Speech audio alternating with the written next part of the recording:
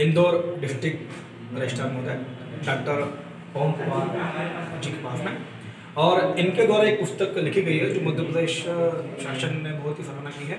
और उस पुस्तक का जो खास उद्देश्य रेवेन्यू स्टाम्प को लेकर है, रेवेन्यू टिकट्स को लेकर है, और किन किन विभाग में क्या क्या टिकट्स लग सकते हैं, क्या क्या स्टाम्प ड्यूटी की चोरी होती है, क्या मतलब किन किन प्रकार से सब चीज़ें हैं।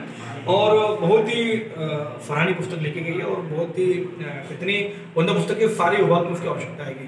इसको लेकर मध्य प्रदेश शासन ने, मंत्रालय ने कई लेटर लिखे हैं, और बहुत ही अच्छी जानकारी इसके अंदर है।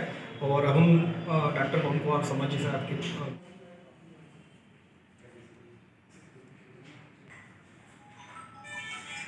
सर बताइए कि ये जो मार्गदर्शिका जो आपने निकाली है इसका क्या उद्देश्य है, और आपके मन में किस प्रकार से इसका ख्याल आया कि ये पुस्तिका होना चाहिए। आप इसके बारे में संक्षिप्त में बताइए सर। सबसे पहले मैं आप सबको धन्यवाद देता हूँ कि इस संबंधी आप जो जानकारी संग्रहित कर रहे हैं। इसका मेन उद्देश्य ये है कि जितने भी लोक कार्यालय के भारसाधक अधिकारी हैं या जो कर्मचारी रहते हैं जिनके समक्ष दिन प्रतिदिन ढेर सारे डॉक्यूमेंट आते हैं, उनको ज्ञात नहीं होता है कि इस दस्तावेज पर कितनी स्टैम्प ड्यूटी लगना है और राजस्व गवर्नमेंट का राजस्व चुकाना है। उसके पीछे कहीं ना कहीं अनभिज्ञता से या लैक ऑफ नॉलेज की कमी से राजस्व का संग्रहण हो नहीं पाता सही तरीके से। तो मैंने इस मार्गदर्शिका में ये प्रयास किया है कि जितने भी डिपार्टमेंट हैं, सबसे पहले उन डिपार्टमेंटों के स्टैम्प ड्यूटी से रिलेटेड काम को बताया है कि वो क्या काम करते हैं। उसके अलावा उस कार्यालय में या उस न्यायालय में, जैसे राजस्व न्यायालय है, नगर पालिका नगर निगम है, PWD है, CPWD है, इवन माइनिंग विभाग है, दूसरे अन्य विभाग, फूड डिपार्टमेंट है, कृषि विभाग है, विधि विभाग है, गृह विभाग इवन है, उसमें कौन कौन से डॉक्यूमेंट प्रस्तुत होते हैं, उनके अधिकारियों के समक्ष जो आते हैं उस पर क्या स्टैम्प ड्यूटी है। तो पहले मैंने डॉक्यूमेंट का नाम दिया है, उस वक्त उसके सामने ही बिल्कुल उनके जो करंट अद्यतन जो है शासन के द्वारा जो लागू किया गया है मुद्रांक विपणन से, उसकी जानकारी दी है। इससे होगा ये कि उस कार्यालय के अधिकारी जो प्रमुख रूप से काम करते हैं, जैसे TNCP डिपार्टमेंट है, वहाँ भी कई प्रकार के डॉक्यूमेंट होते हैं, उनके समक्ष जो एग्रीमेंट आते हैं, उनके समक्ष जो एफिडेविट आते हैं, उसमें बहुत सारी चीज़ें लिखी रहती हैं।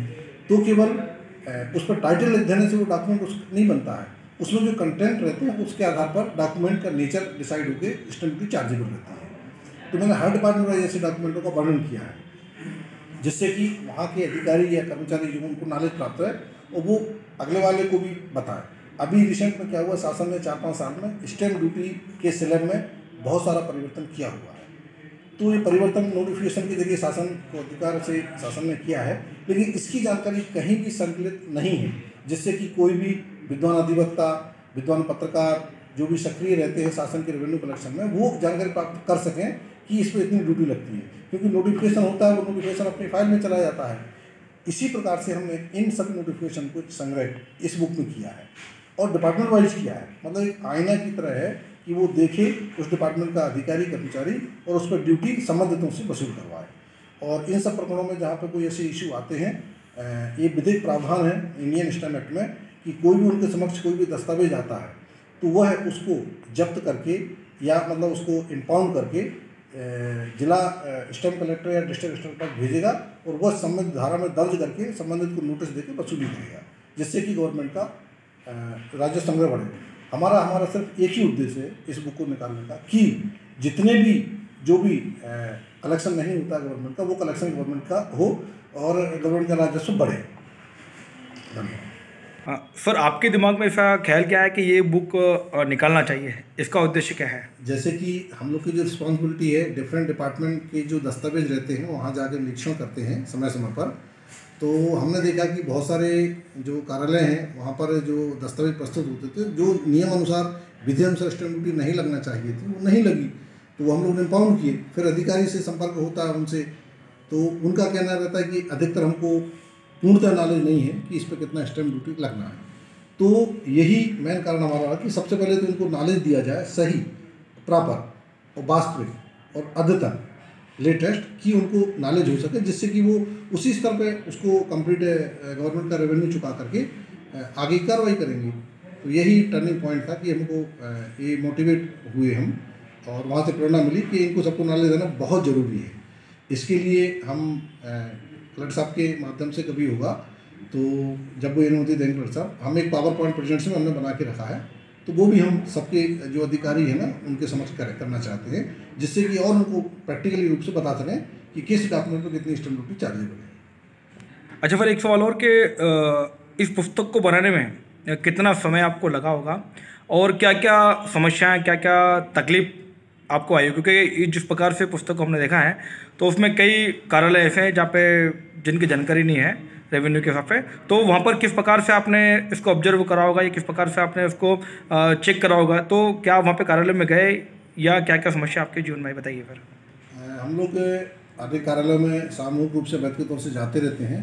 जैसे डिफरेंट बैंक में हम लोग गए, CPWD में गए और PWD ऑफिस में गए, नगर पालिका में गए, नगर निगम ऑफिस में गए और स्मार्ट सिटी वाले ऑफिस में गए। तो यहाँ देखा कई प्रकार के थे, किसी में स्टैम्प ड्यूटी पूर्ण थी, किसी में नहीं पूर्ण थी। तो मेन मुद्दा यही इशू निकल के आया कि लैक ऑफ नॉलेज के पीछे वो कंप्लीट नहीं कराए सके। उनको हम लोग दर्ज किए और फिर उसमें गवर्नमेंट का स्टैम्प ड्यूटी वसूल किया। एक एग्जाम्पल तो ऐसा है कि एक बैंक है, बैंक का जो लीज डीड होती है सबको पता है, उनके लीगल एडवाइज़र भी रहते हैं, लेकिन फिर भी वो केवल 100 रुपये के स्टाम्प पेपर पर लीज बनी हुई थी, जो कि किसी भी दृष्टि से उचित नहीं थी, ना कि वो उनके मकान मालिक को, ना कि संबंधित बैंक के अधिकारी या मैनेजर को। उसको हमने दर्ज करके और नोटिस दिया, उन्होंने विदिन 1 वीक या 15 डेज में उन्हें शासन का गवर्नमेंट जमा कर दिया।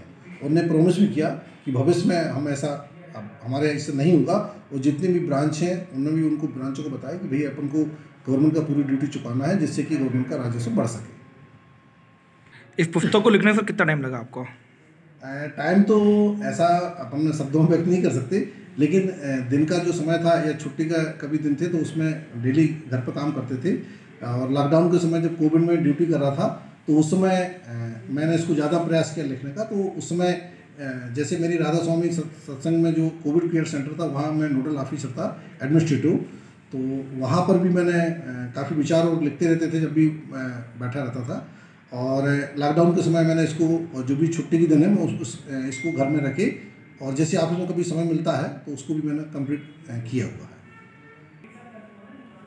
है। मेरा इंदौर जिले के सभी अधिकारियों से कहना है कि इस बुक का वो अध्ययन करें, जिससे कि उनके कार्यालय में प्रस्तुत होने वाले जो भी दस्तावेज आते हैं उनका परीक्षण कर कितनी उन पर स्टैम्प ड्यूटी चार्जेबल है। इससे बुक में पैरा बाई पैरा, बिंदु बाई बिंदु समझाया गया है, उसके अनुसार कार्य करेंगे तो कर भी रहे हैं अधिकतर अधिकारी।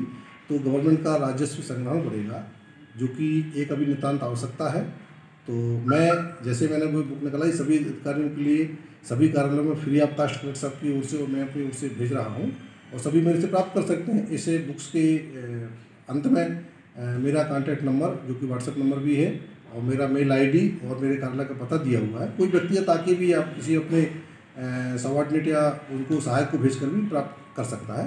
ये बहुत इंफॉर्मेटिव है और मतलब अच्छी बुक है, जो कि केवल राजस्व संग्रहण को बढ़ावा देगी और उनके अपने ज्ञान में वो वृद्धि होगी, जिससे कि बहुत सारे जो द्वंद्व आते हैं, आपस में वाद होते हैं, वो वाद भी इससे रुकेंगे, क्योंकि उसी समय ही इस पर स्टैम्प ड्यूटी चार्जेबल हो जाएगी। तो बात का कोई मुद्दा या वाद इसकी वाली नहीं बनेगी। और इसके लिए मैं आप सभी को धन्यवाद देता हूँ, जो कि आपने इतनी अच्छी जानकारी को प्रसारित करने के लिए समय दिया। मैं सबका आभारी हूँ। धन्यवाद।